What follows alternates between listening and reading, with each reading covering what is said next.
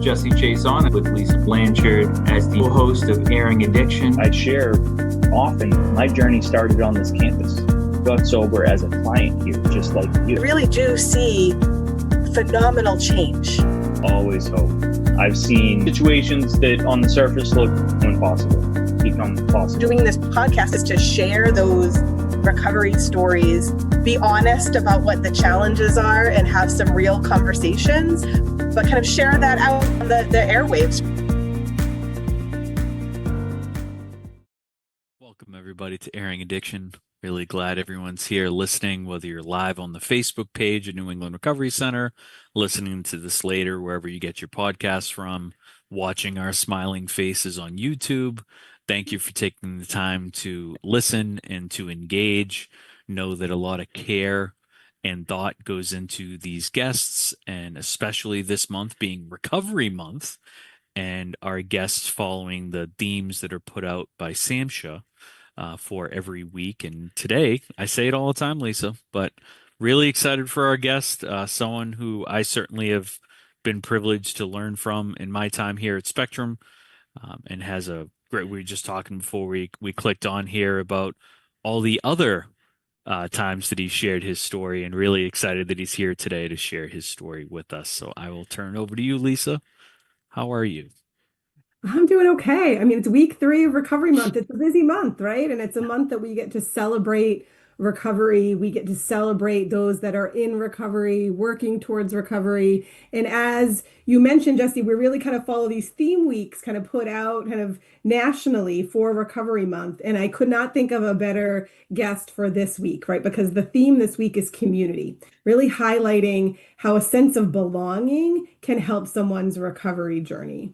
So how do we build social networks? How do we get that sense of community? How do we build our community so that we're not in recovery alone, right? Often addiction includes a lot of isolation and being alone. And I always love that perspective of like making sure that we're elevating the voice of recovery in all places. I take that as my personal mission, right? And so often we hear those in recovery say, nothing about us without us. And that's part of what we're really trying to do today is share stories of recovery, but also advocacy. And there's, really no one else I know that does a great job with on the ground advocacy than our guest today. So we are really fortunate to have Michael Earielo on today.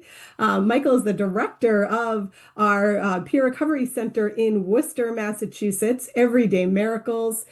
He's been there since October 2016. Everyday Miracles was one of the very first licensed peer recovery support centers in the state of Massachusetts. And he's really been a really fantastic part of that evolution of peer support and recovery support. I had the great opportunity of conducting a training with Michael earlier in the week, really talking about why that is so valuable for our own staff.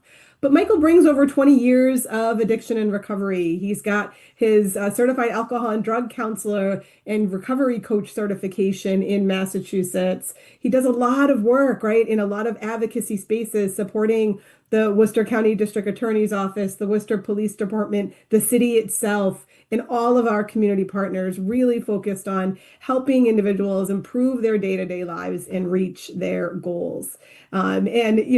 It wouldn't be a great episode if we didn't hear directly from you, Michael, about kind of as much as you want to share about your own recovery story. How did you get from where you were to where you are now doing the fantastic work you're doing? Well, first and foremost, thank you guys for having me on. It's a pleasure. So my name is Michael, born and raised in Worcester, 55 years old. So my recovery journey started, well, let me just go back how I got into addiction first. I come from a family of addicts. My mother and father were both dipping and dabbing in that lifestyle. So it's definitely a learned behavior. My father was a drug dealer. So I wanted to be a drug dealer when I grew up. And that's exactly what I did, but I didn't wait till I grew up. I started dealing when I was a kid. Back in the 80s, it was the the cocaine and just the fluent amount of cocaine that was available. As a kid, the money was good and all that, but then came the experiment with the drug. And so I started sniffing cocaine, and that led to me to then we had the crack epidemic, and started me using crack cocaine. So I started as a seller and ended up a user. So I like to say that I was my best customer. Well, that usually happens, right? You hear that phrase, a monkey can't sell bananas. Well, that was me. That was me. But I also come from an environment of violence. So it was very normal to see very violent episodes on my neighborhood. At the time, so drug dealing comes with a lot of territorial behavior. You can't come down this area and sell on my area. This is ours. So me and my friends was like that. So nobody can come down in our area and sell. And if you did, bad things would happen. And because of the bad things that were happening, the newspaper and the press got a hold of that, and the police department, and they started labeling us a gang.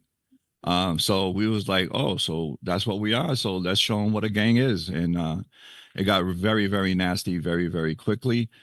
Unfortunately, that gang that we started is still active today, and it's one of the biggest gangs in Worcester. Yeah, I feel bad about that part of my life, but I can't do nothing about that. I'm trying to do something about it now. So with gangs comes a lot of violence, and also comes with a lot of incarcerations.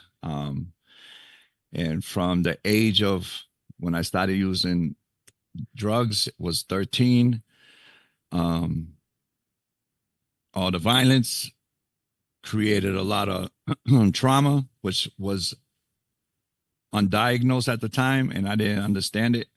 But the more I seen, the more I did, the more I used to keep the nightmares away and all that good stuff. So there was also a lot of incarcerations. I did my first state bid at the age of 17 in Walpole State Prison. And that kept that lifestyle kept on going in and out of prison. I did over 15 years in state prison and house corrections here and there, all the way. And that lifestyle lasted all the way until I was 40, 41. How my recovery played a part in, and this is why I believe in my higher power. It's funny because here is a kid that's making all the money in the world. His friends are making all the money in the world. And then you fast forward and I'm homeless, right? I call the lifestyle, when I talk to kids that are still in that lifestyle, or, young adults that are in gangs, it's like a mirage. It seems nice and glittery and it looks like a bunch of fun. But then when you get there, there's nothing there. There's nothing. It's a mirage.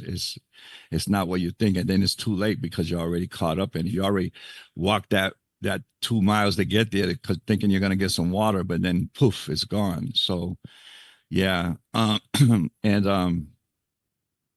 it's funny because I am homeless at this time, and I'm tired. And I get picked up for a charge that literally I didn't do. I did a lot of things in my life and I own all that, but this one charge that I got picked up, I did not do. And I'm in a house correction. And thank God that I did get picked up because, after the second day, I started feeling back pain. And I started complaining about this back pain. And then the nurses would just blow me off. Here comes the stigma. Oh, you just want pain meds. There's nothing wrong with you. Second day, it's getting worse. I'm crying out for help. Oh, you just want pain meds. There ain't nothing wrong with you. They're just blowing me off literally because of the stigma. Make a long story short, they left me in that condition for 2 weeks, and to come find out I had an epidural abscess. And after 2 weeks, I don't know what do you call it, but it just went rampant. They had to rush me to the hospital. They had to do an emergency surgery. So I woke up a month later after a drug-induced coma. They had to put me under. I had both my lungs collapsed. I had a trach. And when I came out of that coma, I couldn't speak, couldn't eat. But they was telling me that I would never walk again because of the epidural abscess. Epidural abscess is very common in individuals that use intravenous drug use. It's very, very common these days, especially with the bacteria and everything in the drugs that's going around now. So you might see a lot of people that say, yeah, I had an epidural abscess. It wasn't too common back when I caught it, which was 17 years ago, something like that, 14 years ago. But because of that arrest, I would have never went to the hospital with that back pain. I would have just numbed it with some heroin. You know, it wasn't Fetty back then, thank God. And I would have went around with my business till I couldn't go around and probably would have died somewhere by myself. So I'm grateful for that. But that's what started my recovery, put my recovery in motion. So the funny thing is though, so I'm in the hospital for a whole year rehabbing and whatever. And then they put me, 3 months in a hospital and 9 months in a rehabilitation center out in Boston because of my quarry. No home or facility in Worcester would take me. There goes the stigma again. He's a gang member, drug user. We don't want him in our facility. So they shipped me all the way out to Boston somewhere. So I didn't even know where I was. You know, it was outside of Boston in Everett. Never been to Everett before in my life. Saying I'm rehabbing there. After 9 months, they tell me that my insurance is no longer going to pay for my stay. So, and they said, wait, what do you want to do? And I said, what do you mean what I want to do? They were like, well, you have to leave. And I was like, well, you want me? You know, at this point, again, I just homeless, burnt all my bridges from addiction. You know, nobody was take me in. My family didn't want nothing to do with me. So I was like, what do you mean? They're like, well, you got two options. You can go to the streets or you can go to the Pine Street Inn. And I had never heard of the Pine Street Inn. So I was asking some of the people in the facility that was with me, hey, what's the Pine Street Inn? What's the Pine Street Inn? They was like, oh, it's a wet shelter. You don't want to go there. It's crazy. I was like, yeah, I'm not. So, you know, I end up going back to Worcester, homeless in that condition. But the funny thing is they gave me all my medications, and I was on 100 milligrams of fentanyl patches, Percocets, you name it, I was on it because that's how bad my surgery and my accident was. They give me all these drugs, and they don't tell me anything to be careful. They don't give me no meetings to go to, knowing that I'm an actor. You know, I'm a person that is here because of drug use. They don't give me no resources. They don't say, hey, do you need a counselor when you get out there? We can, nothing. It's just like, yo, your insurance stopped paying. We don't care about you no more. Now get out. And we need to fill this bed, like, literally. So here I am, no street drugs in my system for a year or so with all these opiates or opioids, and, one thing led to another. As you can imagine, instead of putting 100 milligram patch on, I was putting on 3. Instead of taking 2 Percocets, I was taking 6. And then at the middle of the month, I was feeling that familiar feeling when you get that feeling of, they call it dope sick. I don't like to use that term, but basically that was the feeling. It's withdrawal, that's what the term it really is. But, for people that are listening, they might be more familiar with the term or can relate to the term of being dope sick. And that's what I was feeling. And again, I'm homeless and I'm out in the streets and I'm hustling because what else am I going to do? Right. So I know how to get rid of this feeling. And there's only one way I can get rid of this feeling. And that's going back to heroin. So that's what I did. Because I wasn't going to wait another 2 weeks for my prescriptions to come in. So I went back to using heroin, led to me start selling again and right back into the mix of thing. But it didn't last long. I mean, a person in a wheelchair, and I don't mean to say this in any disrespectful way, because I was in a wheelchair at the time and I was in the wheelchair for 2 years. I could not hustle in a wheelchair. And especially as bad as I get, like I was trying to beat people and try to roll away as fast as they can run, and it didn't work. So I was getting tipped over, giving me my drugs back, and it was a mess. I was a mess. But thank God I got picked back up. Went back to the house correction for a petty crime, and people think I was nuts because I was in the house correction for 3 months. My lawyer said, "Hey, we can get rid of this case. All you got to do is another 2 months." And I was like, "No, I don't want that deal." She was like, "What do you mean you don't want that deal?" I said, "Where am I going to go when I leave this place? Back to the streets, and it's going to start the cycle over." I said, "Listen, tell the judge I'll take 2 years suspended sentence. I'll sit in here as long as I have to until I get a bed in a program." I said, "I'm not leaving here until I get into a program." And so I sat another 3 months, but I ended up getting into dismiss house, and I never looked back since then, you know. And that's how my recovery story started. And it's not over yet because I'm still here. But it definitely as a person that really gave recovery a try for the first time, I asked myself, why did I wait so long, you know? But then I realized is that, you know, it's not why you wasted so long. It was on the time that you needed to be at. I needed to feel everything that I felt to say I surrender.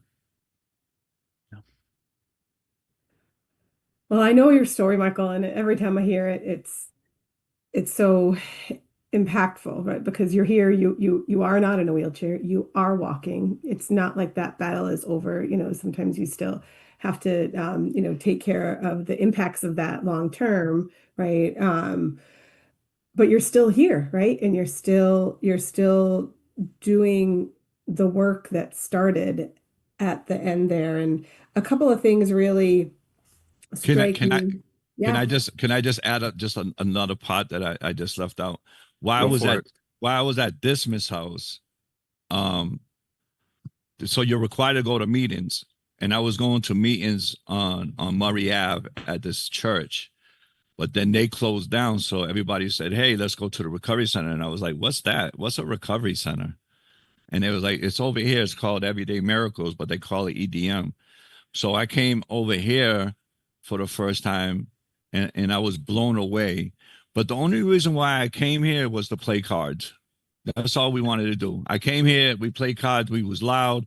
Athena would be like, "Hey, you guys got to keep it down here."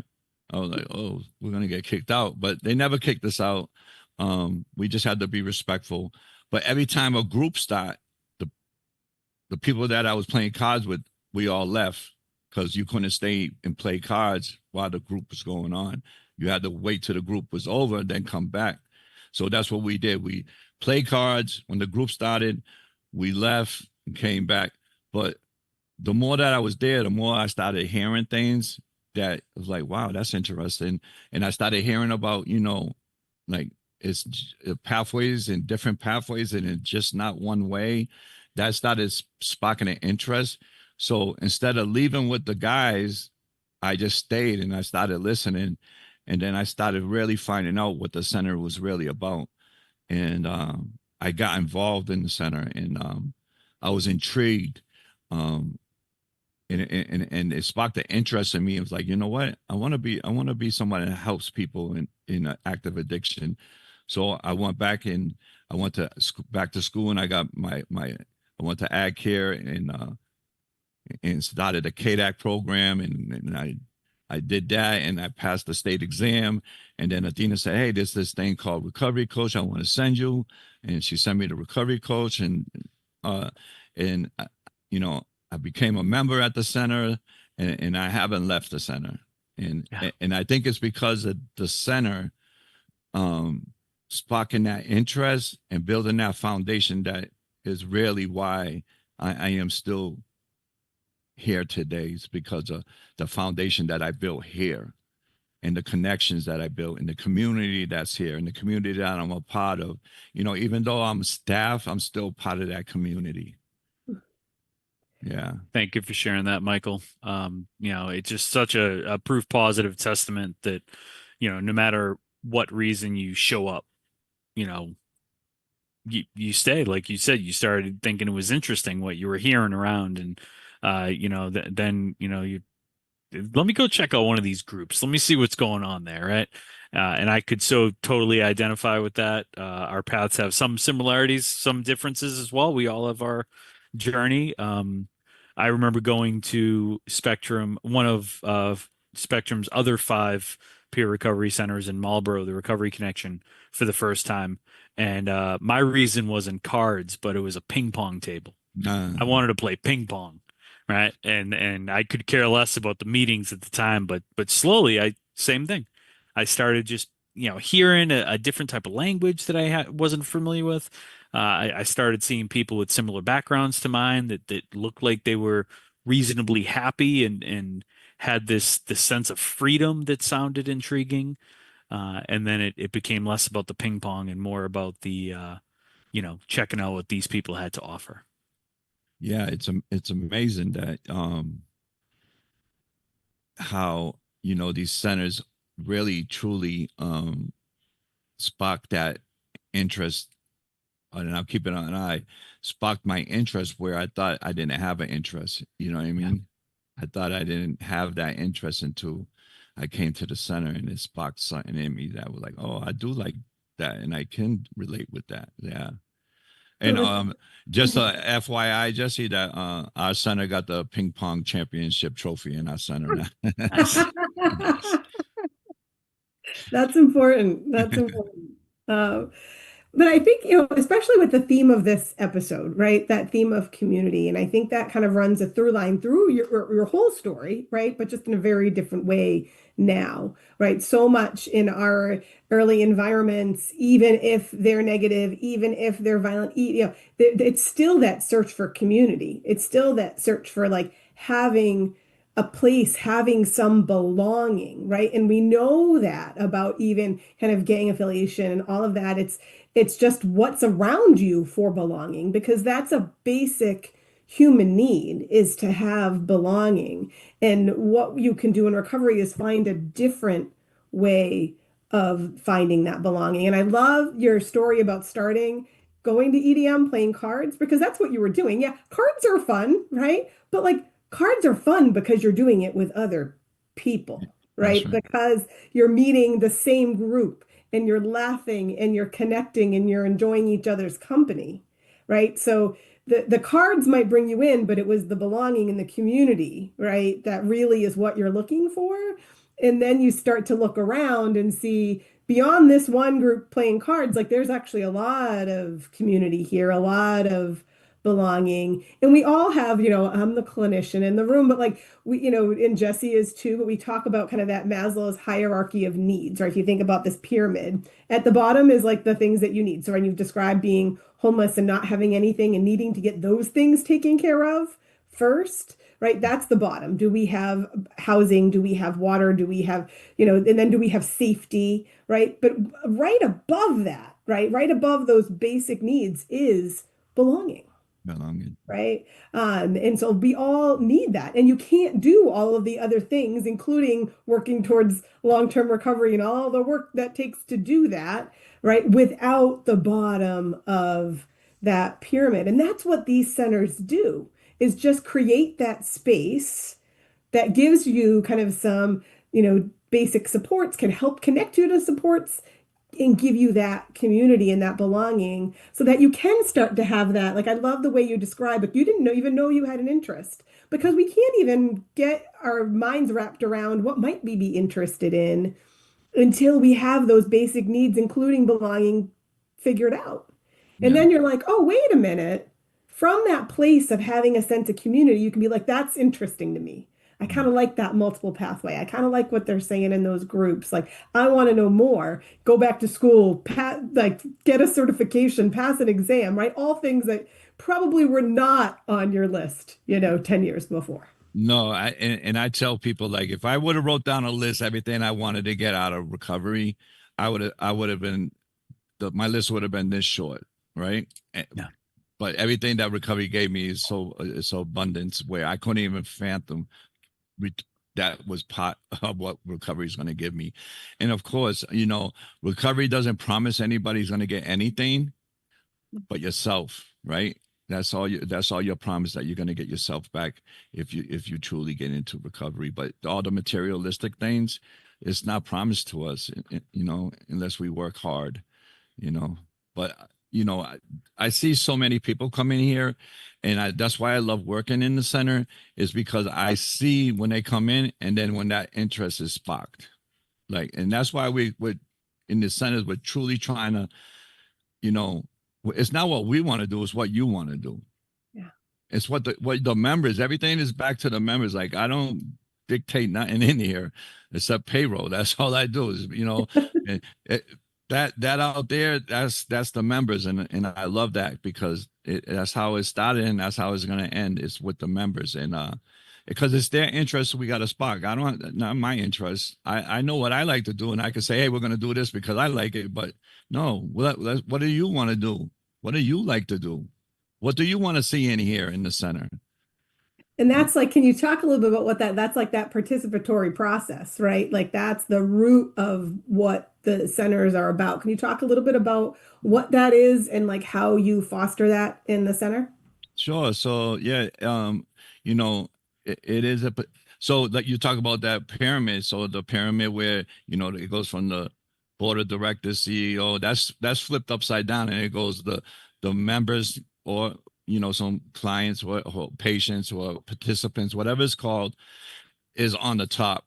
So that, it's a peer driven center, but not a peer run center. So that's where they come as a community. Here's that word, community, again. It's not just a few members making the decision, it's the whole community of members making decisions. So they have a community meeting on Tuesdays at 1:30, and if they want to have a dance, so let's say a member says, we want to have a dance, they'll write out the proposal, how much it's going to cost. So it's all that stuff is in it. They do all that work. How many people is going to take to volunteer, asking staff, hey, if it's over hours, do you mind working on that night? So they do all that, and then they bring it to the community, and then they take a vote. And majority wants that dance, then majority, they'll get that dance. If majority don't want that to happen, then it doesn't happen. So it's truly up to the community as a whole, not just a select few. And it's a beautiful thing to witness. They vote on, we have a stipend program, and we ask them, who do you think is deserving of it? So they'll take a vote, and they'll vote the person in. They have a thing where they member of the month, they vote, they take votes and and it's all like a secret ballot. They put it in the ballot box, and at the end of the month, staff will see who calculate who got in. Then they have a big little party at the end of the month. It was member of the month, front desk volunteer of the month, outstanding member of the month. So it's just little things that they wanted in the center to create, that community. And I think it's great because it's recognizing and it's pointing out somebody who's going beyond what they're asked to do, right? And it's sparking that interest. Like, wow, that's because that certificate or that member of the month might be the only thing rewarding that person have in a very, very long time. Maybe even since they was probably in 6th grade when they got student of the month. So to bring that and spark that interest, like, wow, this place is really awesome. Like this, they really care about me. It's something that, truly means a lot. Yeah. They care about me, and there's a sense of belonging, right? Going back to community again, like, this is the place that I'm invested in. People care for me, and I care for them, and my voice is heard. Because all of us on this podcast right now, how many times do we hear that, whether it's an active addiction or in recovery, I don't feel like my voice matters. I don't feel like anyone's listening to me. Right. And I've been fortunate to be around these peer recovery centers for a bit of time now that, I know, for anyone listening, I never want to take for granted that, somebody shows up to EDM day one. if they want to jump in and be a part of this community meeting, I mean, you just said Tuesdays at 1:30, Yeah. right? Jump in. There's no, red tape, or, you don't have to jump through all these hoops to become a member. You remember when you say you are, and you can start being a part of this community. And I know for myself, that's what I found at Spectrum when I first came in as a client, was I never knew before. Like you said, Michael, I never knew I even wanted to be a part of a community because I was so hurt by the community around me previously that I wanted to isolate. And I thought, like, like a lot of us, if I just build up the walls and I don't let anyone close to me, they can't get close enough to hurt me. Yeah. And slowly, brick by brick, the walls started coming down because I realized, oh, these people, they don't want to hurt me. They actually want to help me. Yeah. Yeah. Yeah. Yeah. It's a beautiful thing when somebody can come or go somewhere and just be themselves. They don't have to pretend to be somebody they're not. And I see that here every day, every day. Every day people come here and they just be themselves, and this is awesome to see. And most of us don't actually get that, right? Like we could all benefit from that. And I loved a couple of things you said about the center. I love that distinction of peer driven, not peer run. Mm. Right. So it's not that there's just peers in charge, Yeah. right? And they're dictating it. Like you're not deciding what those events are. It's peer driven, right? From the whole community up. So absolutely everybody's voice matters, to what Jesse was saying. And I think that's a good opportunity for us to talk a little bit about how does that sense of community in the center then spark kind of that interest in advocacy, right? Like what are you doing for advocacy? Because I know you go to the State House, you do all kinds of things, but then the whole center does that too. And it's that way to, from that sense of safety, of belonging, have your voice heard. Can you talk a little bit about that? Yeah. So it really happens at our community meeting as well. Like, as part of my job description is bringing individuals in the community into the center. So, so if it's individuals, program, organizations doing advocacy work, or politicians, we bring them into the center to let them talk to the members about what they're doing. So we had a great organization that's not up no more, but it was called Epica, and they did a lot of advocacy work around criminal reform work. And they used to come in, and members just like, because what happens is they talk about these things that is going on, where, and I just keep it on eye. Oh, that doesn't affect me. But then when you start listening, you say, oh, that does affect me. Like, my vote does matter. My voice does matter. And it sparks that interest, and that's what happens in these centers, that we bring outside community into the centers, and they hear things, the members hear things, say, I want to be a part of that.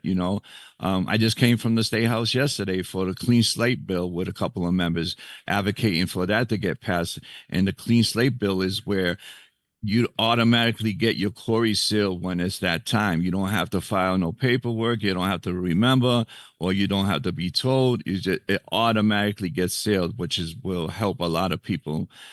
There's like 600,000 or 600,000 people that can get their Corey sealed that doesn't have their Corey sealed in the United States or something like that, and like 70,000 in Massachusetts. The numbers are something like that that qualify to have it, but they just maybe not know. So we just went down. Yeah. So we did that. The EDM was involved in the criminal reform bill, where we got the minimum sentences slashed down. Like, we go out into the street, we advocate for, how if you're mistreated at Social Security office, like Social Security office was making people wait outside in the rain because that's just not right. So we advocated behind that, and like, hey, we called our representatives and said, listen, this is happening at the SSI office, and we don't think it's right that people, and these are members saying, coming back to us saying, I had to wait outside in the rain to get into the SSI, and we didn't think that was right. The community didn't think that right. So they said, what can we do? So we can call our representatives and let them know. So yeah. So, and again, they find out and well, we find out, because I'm going to include myself, that these things that are happening in our community, we can have something to do to change that, right? We can do something to change that. Who's in charge of making these decisions in City Hall? We have the voice to make sure that we get the right representatives in there with our vote.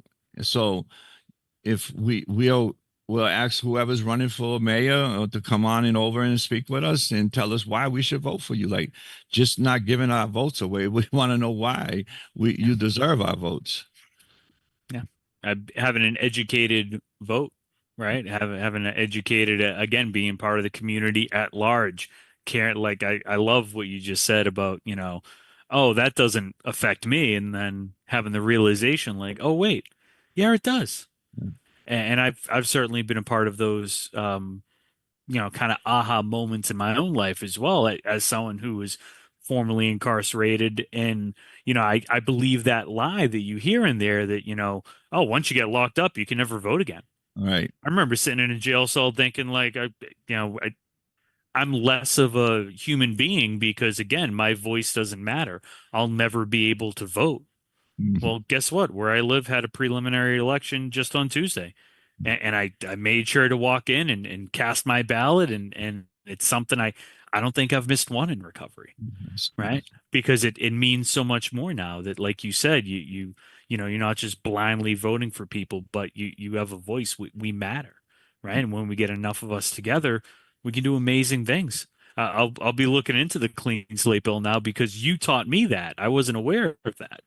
So there's so much, we're better together. There's so much we can accomplish together, and you're just a shining example of that. Yeah. Thank you.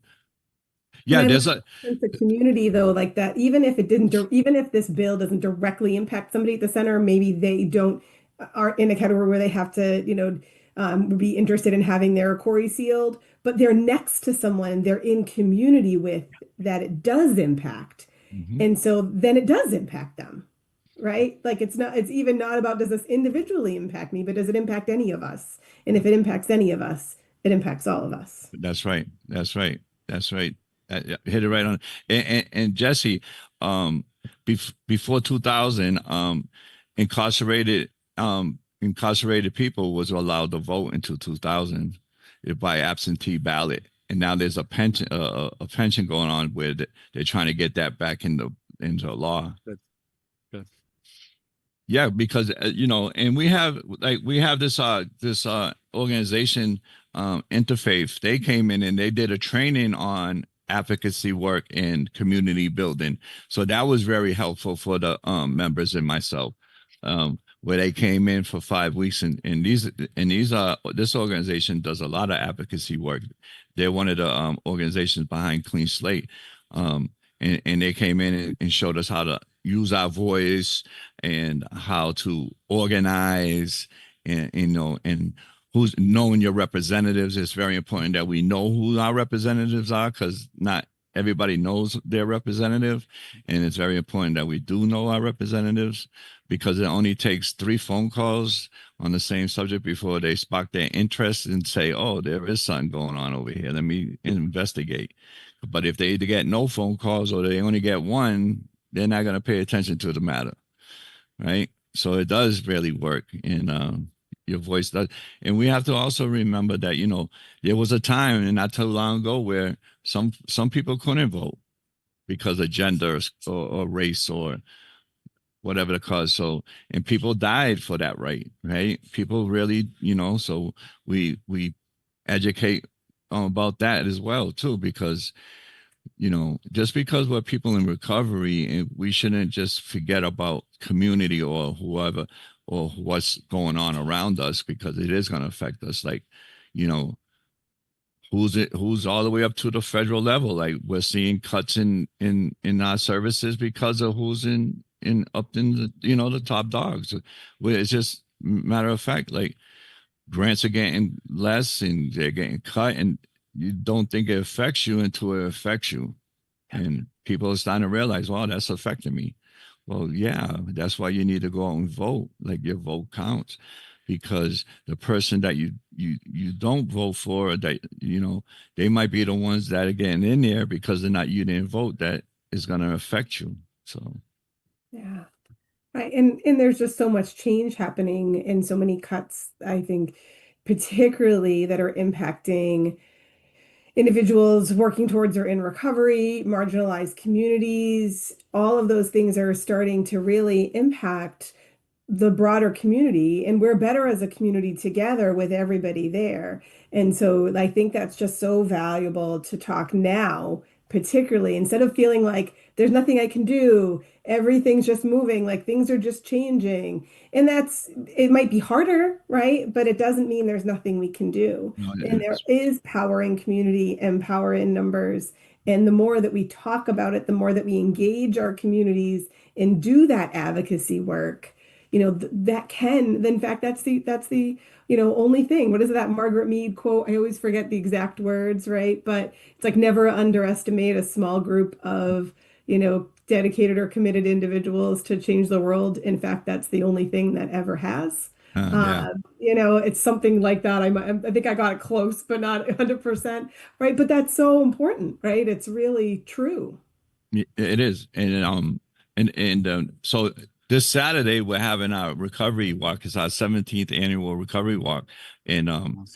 it's more than a celebration, I like to say, because we're going into the community. We're inviting the community to be a part of this, because I don't know anyone, especially these days, that ain't affected by addiction or the epidemic in one form or another. Even if you have a neighbor, a loved one, a family member, or someone close to you, or if your house got broken into, or you was whatever the case may be, we're all been affected by this epidemic. So we're inviting the community in. We're not saying, are you in recovery? If you're not in recovery, you can't come in. No, we're inviting you to come and be part of our community and show you, hey, that person that you swear at every day walking up the street and calling them a bum, we're here standing now. We do recover. It's just having a little compassion for those that you might not agree with, that or see as in their worst space right now. But the recovery walk is to show the community that we do recover, and we're all shapes and forms and all kind of agendas, and we walk we walk up the street into, in the areas where people can see us. And even people like in active addiction in the past, when we was walking, stopped what they were doing, came over and said, I want to go to detox. And they finished the walk with us and went to detox. That's how powerful the walk is. For so long, especially media, and we just celebrated the horribles of addiction. They just showed you one face of addiction. They never showed you the other side of the coin of what recovery looked like. For the longest time, they just wanted to talk about the deaths and the overdoses and this and this and that. And then we're tired of talking about that. This is what we should be talking about. And this is recovery. This is what recovery looks like. Yeah. For the longest time, we was just, staying back like, oh no. But now we're just saying, no, look at us, so. And I think it's a powerful statement when you walk around like a billboard for recovery, and this is what happens when you show a little compassion, get some resources in my way, and we'll take it from there. So, I'm sorry, Lisa. I was just going to say, Michael, you are a walking billboard for recovery. Exactly. The perspective change, right? The perspective change of, maybe you, like you said, you look down on that person, think they're a bum or something, and then, oh wait, no, that's a human being. That's right? right. Just needed a little compassion to, if we're talking about Maslow's hierarchy of needs, to, get to the top of that pyramid, right? And Lisa, you hit the nail on the head. I looked up the Margaret Mead quote, and you pretty much said it verbatim. Never doubt that a small group of thoughtful, committed citizens can change the world. Indeed, it's the only thing that ever has. And I just think of your story, Michael. You show up and you want to play cards. You just want to hang out, right? Be a part of. And you leave when the group starts and you come back. and Athena is, you're afraid of Athena like trying to kick you out, and now you work with Athena, and now you're the one there that maybe someone's gonna show up and be like, oh man, I gotta be on my P's and Q's because Michael might kick me out. Now, obviously, we know you won't, right? But just the perspective change, right? That's so powerful in recovery. It's amazing. I love hearing your story. I love hearing it every time I hear it. Yeah, recovery is a beautiful thing, right? But I think it truly starts. It really truly starts with showing someone compassion, you know, because an individual that's already kicking themselves down, right, doesn't need another person to kick them down. They're just waiting for that one person to say, "Hey, are you okay? You know, do you need help? How are you?" Like we talked about that in the training. Like, how are you? Asking somebody how they are goes a long way. And I think recovery starts there. Once they see that people care about them, they start caring about themselves. And I, even me, like I got all that tough love, but no one asked me if I was okay. And even my family members, nobody asked me that. Yeah. Are you Or okay? or simply offer help. Yeah. Right. I know for me, for you talked about like, why did I wait this long initially, right? But you had to go through what you have to go. One of the recovery sayings this month that we have at our outpatient centers, you grow through what you go through, Mhm. right?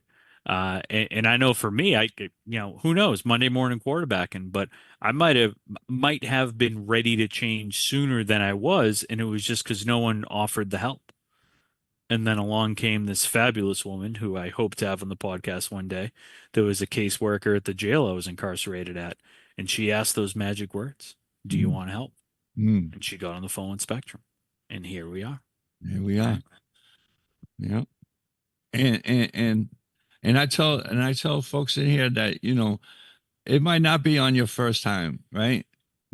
Or your second try, but guess what? No matter how long it takes, we're always going to be here with our arms open and our doors open, waiting for you to say you're ready again. Like there's one gentleman, and oh man, he tries and tries and tries, but I don't say no. We send you in a cab 30 times this month. Nope, you can't take no more cab rides up there to detox. That's it. You have to find another. No, okay, 31 times. All right, let's try this one. This might be the one, right? We just don't put a limit on how many times it's gonna take someone till they get it right. Like, because the one time that we deny somebody might be the time that they was truly ready.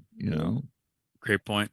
You Great know, and point. there's just that chronic disease nature of addiction, right? Even in hearing your story and even, having all of these opioids and like it just makes sense. It's not like a character flaw. It's that's your brain knows exactly, you just said it yourself, exactly what to do to feel Mm-hmm. better. And those brain pathways are really well worn, right? From years of addiction.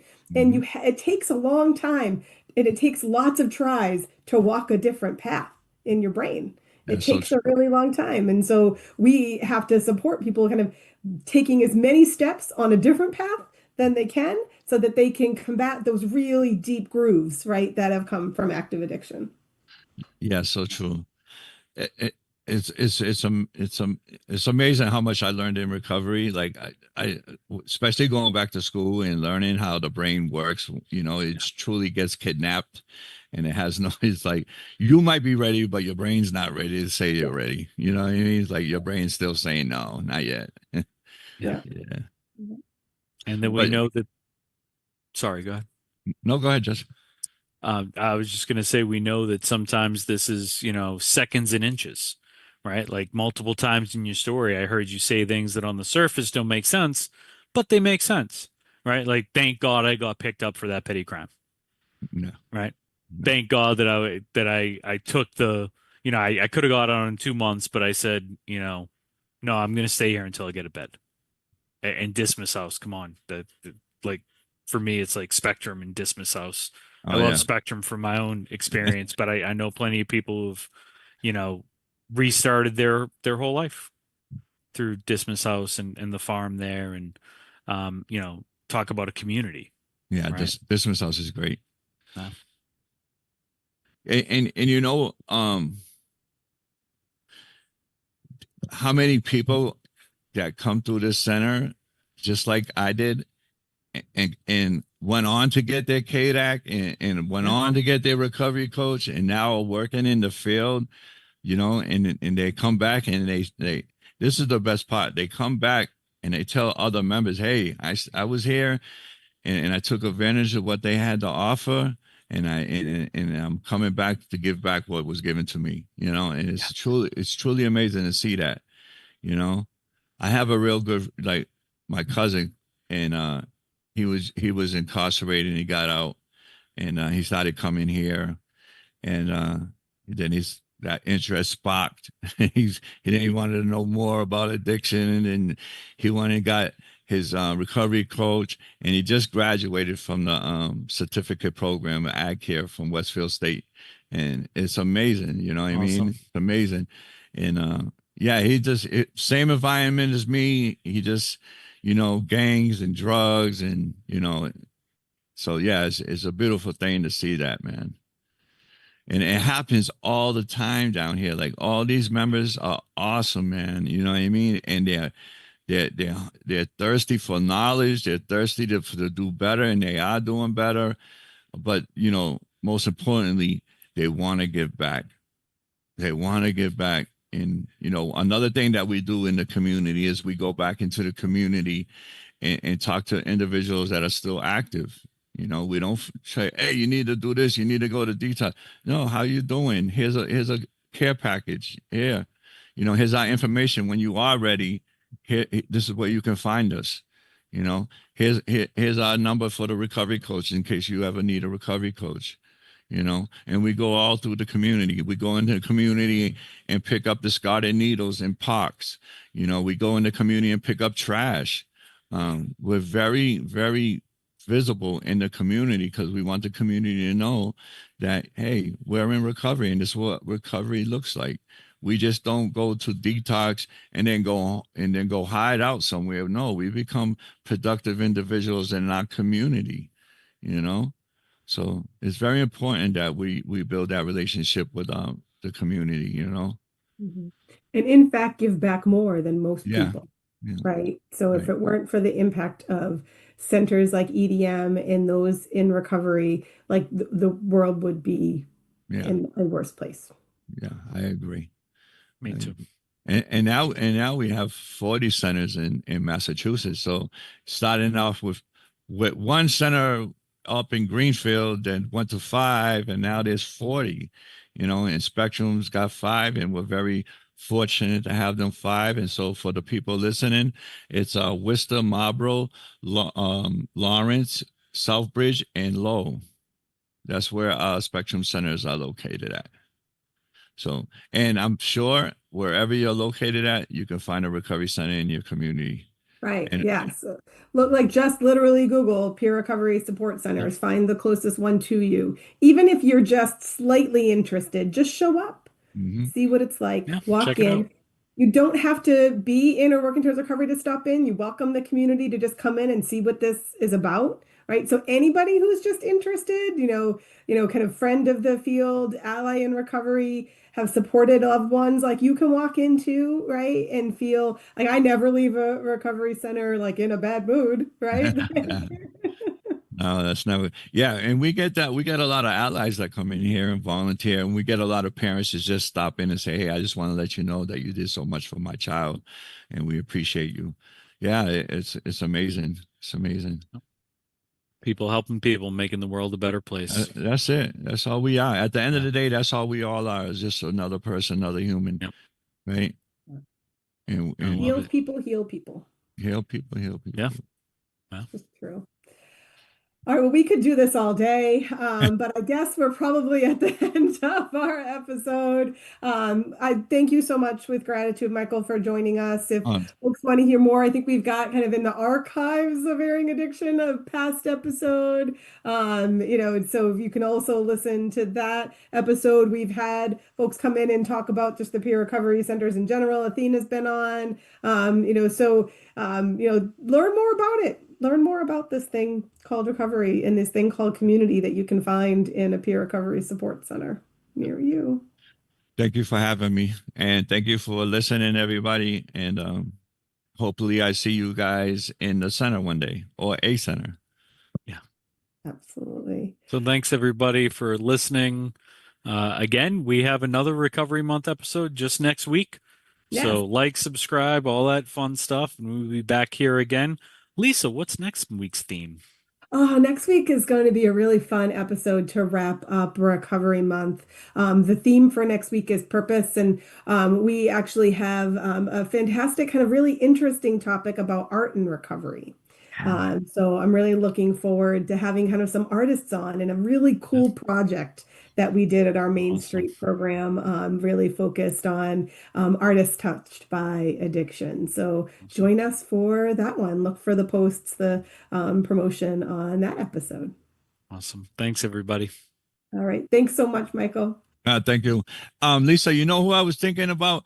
Are we off the air? We will in 1 second. I'm going to